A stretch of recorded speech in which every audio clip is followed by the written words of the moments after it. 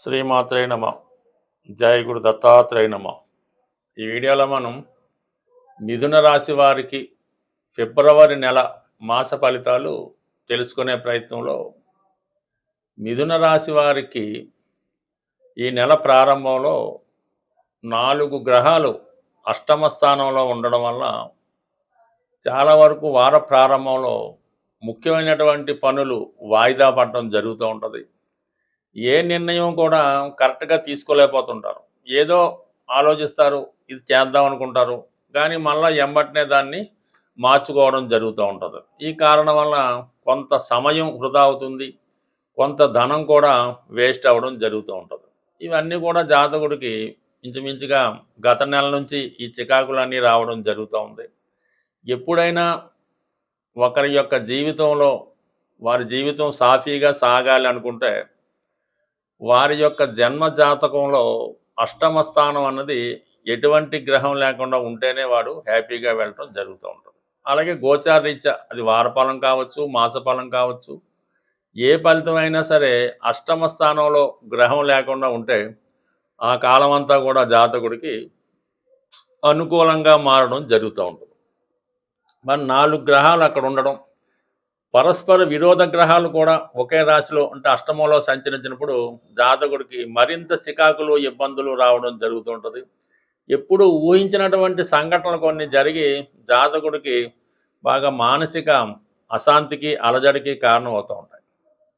అటువంటి మిథున రాశి వారికి నెల ప్రారంభం 3వ తారీఖున బుధగ్రహం అంటే రాశ్యాధిపతిగా బుధుడు 9వ స్థానంలోకి మారబోతున్నాడు. ఈ జాతకుడు కొంత ఆనందాన్ని కలిగిస్తూ ఉంటుంది. ఏదన్నా ఒక పుణ్యక్షేత్రాన్ని దర్శించడం, వృత్తిపరంగా కొన్ని కొత్త విషయాలు తెలుసుకోవడం, విద్యార్థులకి మంచి గురువు లభించడం ద్వారా కొన్ని కొత్త విషయాలు తెలుసుకుంటే వాళ్ళని సంస్కరించుకొని గతంలో జరిగినటువంటి పొరపాట్ల నుంచి బయటపడి వాటిని సరిదిద్దుకొని మళ్ళగా కొత్తగా ముందుకు వెళ్ళే ప్రయత్నంలో జాతకుడు చాలా వరకు సక్సెస్ అవ్వడం జరుగుతూ ఉంటుంది.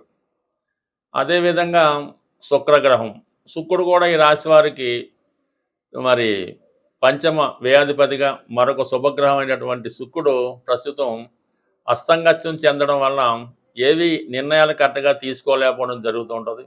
పెళ్లి విషయాల్లో కూడా చాలా వరకు వాయిదా పడడం జరుగుతూ ఉంటుంది. అటువంటి శుక్రుడు కూడా ఈ నెల 5వ తారీఖున 9వ స్థానంలోకి మన బుధుడితో కలిసి ప్రయాణించడం జరుగుతుంది. ఇది ఎవరికైతే ఉన్నత విద్యను అభ్యసిస్తున్నారో వారికి అనుకూలంగా ఉంటుంది. ముఖ్యంగా స్త్రీలకి చాలా ఉద్యోగ ప్రయత్నాలు ఫలిస్తాయి. వారు అనారోగ్యపరమైనటువంటి సమస్యల నుంచి చాలా వరకు బయటపడడం జరుగుతూ ఉంటుంది. అలాగే కొన్ని కొత్త విషయాలు తెలుసుకోవడం కానీ, గతంలో ఉన్నటువంటి వాళ్ళ నడవడిక ఇవన్నీ కూడా మార్చుకొని మళ్ళీ లైఫ్ని సరైన మార్గంలో ముందుకు తీసుకెళ్లే ప్రయత్నం చేస్తూ ఉంటారు. ఈ సమయంలో మీరు ఏదైనా దూర ప్రాంత ప్రయాణం కానీ, విదేశ ప్రయత్నాలు కానీ చాలా వరకు ఫలించే అవకాశం ఉంటుంది. మరి ప్రధానంగా అష్టమంలో రవి గత కొన్నాళ్ళుగా చాలా మానసిక అలజడికి, అధికారులతో ఇబ్బందులకి, వ్యక్తిగత అనారోగ్య సమస్యలకి కారణమవుతున్నటువంటి రవి కూడా ఈ నెల 12వ తారీఖున 9వ స్థానంలోకి రావడం జరుగుతూ ఉంటుంది. అప్పుడు ఈ ప్రధానంగా బుధుడితో కలిసి ఏర్పడినటువంటి బుధాదిత్య యోగ ప్రభావం మరి మిథున రాశి వారికి వారిలో ఉన్నటువంటి టాలెంట్ ఒకేసారి అనూహ్యంగా పెరగడం జరుగుతూ ఉంటుంది. పిల్లల విషయంలో చాలా అభివృద్ధికరంగా ఉంటుంది. అలాగే మీకు అధికారుల నుంచి కానీ, వ్యక్తిగతంగా మీ టాలెంట్ కానీ బాగా ఉన్నతంగా రావడం వలన కొన్ని బాధ్యతలు పెరుగుతూ ఉంటాయి.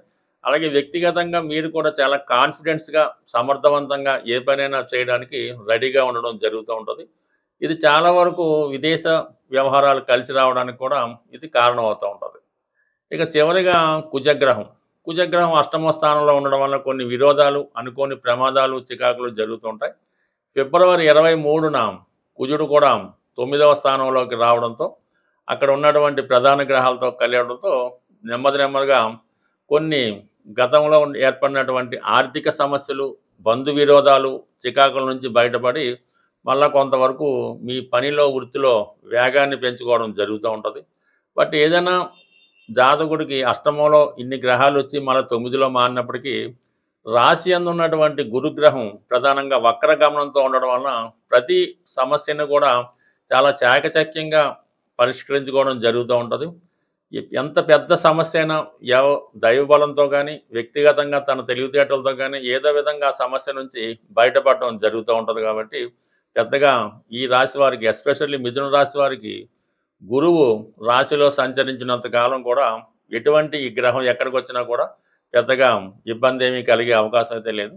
ఈ సమయంలో కొన్ని సాంప్రదాయేతర వివాహానికి ప్రోత్సహించడం కూడా జరుగుతూ ఉంటుంది. అంటే ఈ గ్రహాలన్నీ కూడా రాహుతో కలియడం వల్ల ఏమవుతుందంటే జాతకుడు ఇంటర్ కాస్ట్ వివాహాలు చేసుకోవడానికి కానీ, కొన్ని సాంప్రదాయ విరుద్ధంగా కొన్ని నిర్ణయాలు తీసుకోవడం కానీ జరుగుతూ ఉంటుంది. కొంతమంది చాలా వరకు ఇతర మతస్థుల్ని గౌరవించడం కానీ, ఆ మతంలో చేరడం కానీ, ఇటువంటి మత మార్పిడి లాంటివి కూడా కొంతమంది ఈ సమయంలో జరుగుతూ ఉంటాయి. అది మరీ డెప్త్ విషయం అనుకోండి. బట్ ఏదైనా జాతకుడు ప్రస్తుతం ఉన్నటువంటి సమాజంలో ఇటువంటి కులాంతర, మతాంతర వివాహాలను ప్రోత్సహించడం, ఇతరుల యొక్క సాంప్రదాయాలను గౌరవించడం మొదలైనవి జరుగుతూ ఉంటాయి. ప్రధానంగా వృత్తిపరంగా కూడా ఇది దశమ స్థానంలో శని భగవానుడు, దశమానికి వ్యయంలో ఈ ప్రస్తుతం ఈ నెమ్మదిగా ఒక 5 గ్రహాలు అక్కడ చేరడం జరుగుతూ ఉంటుంది.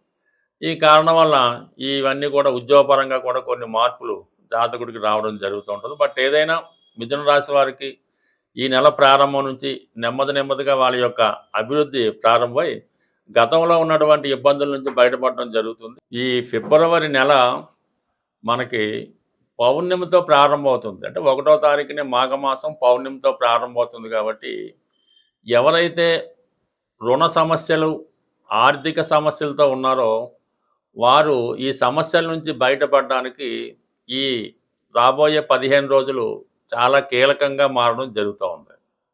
అందువలన ఏంటంటే మీరు ఈ రాబోయే 15 రోజుల్లో, అంటే రేపు మాఘమాసం మళ్ళీ చివరికి వచ్చే అమావాస్య లోపల ఏదైనా ఒక పుణ్యనది స్నానాన్ని ఆచరించవలసి ఉంటుంది. సో దానివల్ల ఒకటి. దాని తర్వాత ఏంటంటే ఈ నెల అంటే ఫిబ్రవరి 5వ తారీఖున సంకటహర చతుర్థి రాబోతుంది. ఆ రోజు విధి విధానంగా మీరు వినాయకుడికి అభిషేకం, హోమం లాంటివి చేసుకోవడం వల్ల ఏదైనా ఆగిపోయినటువంటి పనులు తిరిగి పునఃప్రారంభం అవడం జరుగుతూ ఉంటుంది. ముఖ్యంగా విద్యార్థులు ఎవరైతే ఉన్నత అవకాశాల కోసం ఎదురు చూస్తున్నారో వాళ్ళు ఏ వయసు వారైనా సరే ఆ రోజు పిల్లలైతే పెద్దవాళ్ళు చేయించడం, కొద్దిగా 15 సంవత్సరాలు దాటిన వాళ్ళైతే వాళ్ళే ఆటోమేటిక్గా ఆ రోజు విధి విధానంగా ఆ పూజా విధానాన్ని పాటించడం వల్ల, వీలు కాని వారు కనీసం విఘ్నేశ్వరుని 108 నామాలతో పూజ చేయడం వల్ల ఆ రోజు అంటే సంకటహర చతుర్థి చేసుకోవడం వల్ల రాబోయే విఘ్నాలన్నీ కూడా తొలగిపోయే అవకాశం ఉంది. ఎస్పెషల్లీ ఈ 14వ తారీఖు 2వ నెలలో మరి వస్తున్నటువంటి శని త్రయోదశి, ఇది చాలా ఇంపార్టెంట్ అయినది, చాలా పవిత్రమైనది. ఆ శని త్రయోదశి రోజు అంటే మాకు ఏలినాడు శని, అష్టమ శని, అర్ధాష్టమి ఇవన్నీ కూడా పక్కన పెట్టండి. ప్రతి ఒక్కరూ ఎవరైతే జాతక చక్రాన్ని, జ్యోతిష్యాన్ని, నవగ్రహాల్ని నమ్ముతారో వారి విధి విధానంగా ఆ 14వ తారీఖు వచ్చినటువంటి మాస శని త్రయోదశి నాడు చక్కగా మరి నవగ్రహాల్లో అన్ని గ్రహాలకి పూజ చేసి ప్రత్యేకంగా శని భగవానుడికి తైలాభిషేకం చేయడం, తర్వాత మళ్ళా మంచినీటితో అభిషేకం చేసి విధి విధానంగా అక్కడ ఉన్నటువంటి ఆచార ప్రకారం పూజాది కార్యక్రమాలు పూజ చేసుకొని అదే శనివారం రోజు ఏదైనా శివాలయంలో అభిషేకం చేయించుకొని తిరిగి ఆ రోజంతా కూడా చాలా నియమంగా ఉండవలసి ఉంటుందన్నమాట. ఆయిల్తో చేసిన పదార్థాలు తినకూడదు. ఆ రోజు ఒక్కరోజు భూసైన కింద పడుకోవాల్సి ఉంటుంది. ఎటువంటి బలహీనతలకి అంటే సింగిల్గా పడుకోవడం, బ్రహ్మచర్యం పాటించడం, అంటే సుమారుగా మీరు స్వామి అయ్యప్ప దగ్గరికి వెళ్ళినప్పుడు ఎలా ఉంటారో ఆ విధంగా ఒక్కరోజు మరి ఆ శని త్రయోదశి రోజు సంకల్పంతో ఉండడం వల్ల చాలా వరకు మీకు ఉన్నటువంటి ఆర్థికపరమైనటువంటి సమస్యలు తొలగిపోవడం జరుగుతుంది. అంటే ఒక వ్యక్తి జీవితంలో సుఖమైన వైవాహిక జీవితం పొందాలన్నా, ఆర్థిక పరంగా బాగుండాలన్నా ఏదైనా కూడా శని భగవానుడు ఇవ్వగలడు. దాన్ని మిమ్మల్ని మార్చగలిగే శక్తి ఉంటుంది. కాబట్టి ముందుగా మీరు ఈ సంకల్పంతో శని త్రయోదశి చేయడం. ఇక అలాగే మనకి 15వ తారీఖున వచ్చినటువంటి మహాశివరాత్రి. ఆ మహాశివరాత్రి రోజు విధి విధానంగా మీరు ఏదైనా ఒక పుణ్యక్షేత్రంలో స్వామిని దర్శించుకోవడం వల్ల సంవత్సరం మొత్తం మీరు మరి శివుని దర్శించుకునే పుణ్యం దక్కుతుంది. కాబట్టి ఆ మహాశివరాత్రి పర్వదినాన్ని కూడా మీ యొక్క ఆచారం ప్రకారం స్వామిని దర్శించుకొని ఆ రోజు కూడా నియమంగా ఉండడం వల్ల చాలా వరకు అంటే మాఘమాసంలో చేసిన పుణ్యకార్యం అనేక రెట్లు ఫలితాన్ని ఇవ్వడం జరుగుతుంటుంది. కాబట్టి కనీసం ఈ 15 రోజులు అంటే పౌర్ణమి నుంచి మళ్ళీ వచ్చే అమావాస్య దాకా విధి విధానంగా వీలైతే ప్రతిరోజు విష్ణు సహస్రనామాన్ని పారాయణ చేయడం కానీ, ఏదైనా విష్ణుమూర్తి దేవాలయాన్ని సందర్శించడం కానీ, వీలైతే గోవిందనామాలు పారాయణం చేయడం వల్ల కానీ 15 రోజుల్లో ఒక్కసారైనా మీరు పుణ్యనది స్నానం చేయడం వల్ల సంపూర్ణంగా మీ యొక్క సమస్యలు పరిష్కారం అవడం జరుగుతుంది. స్వస్తి.